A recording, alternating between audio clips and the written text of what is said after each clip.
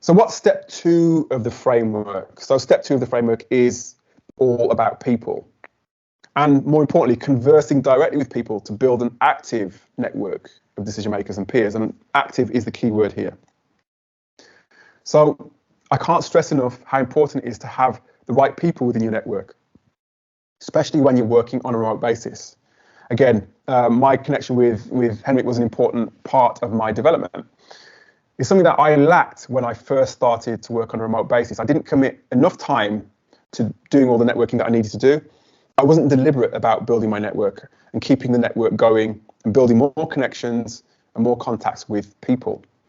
It actually makes me laugh when I look at some of the media stories and news around remote work and remote workers, because they especially tend to say that remote workers and people who work from home are isolated or cut themselves off from other people.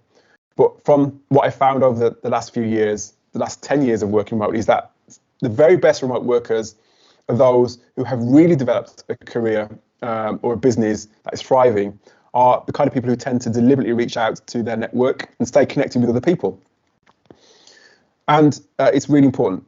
What remote workers tend to do is they use other people as inspiration. They use other people, or at least learn from other people as well. So there are 5 main types of people that I'd recommend who've helped me, who helped my clients. 5 sorts of people who can help you to develop your career in this direction. And as I said, people are important. So the first category of people, as it were, are CEOs and leaders. So this is the first group of people. And from a personal standpoint, for me, CEOs and leaders are the people that have inspired me. Some of the best remote businesses out there as well are the things that really inspire me. In fact, that's how the Remote Work Life podcast began, because I was researching and looking around the internet for real world remote work experts, found people like Henrik, like Nick Francis, so I could understand different remote businesses, different remote people, to glean how these CEOs and leaders have built their careers, have built their companies, and how they inspire their teams. I then took it upon myself to read up on these people. I went a step further and connected with them directly.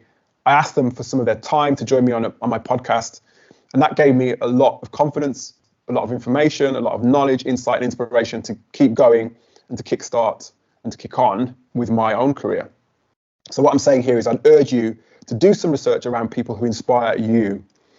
They don't necessarily need to be remote CEOs. They could be leaders of different companies or personalities who inspire you. It's really a personal choice. So look at their blogs, look at their websites, look at their LinkedIn profiles, look at their feeds on social media to see what kinds of things they're saying, what kinds of things they're doing. And follow them and connect with them where possible to keep up to date with what they're doing with their careers.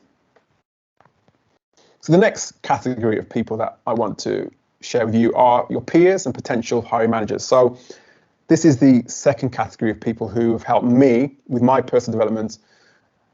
These are people who I connect with, usually again via LinkedIn, because their careers are of interest to me.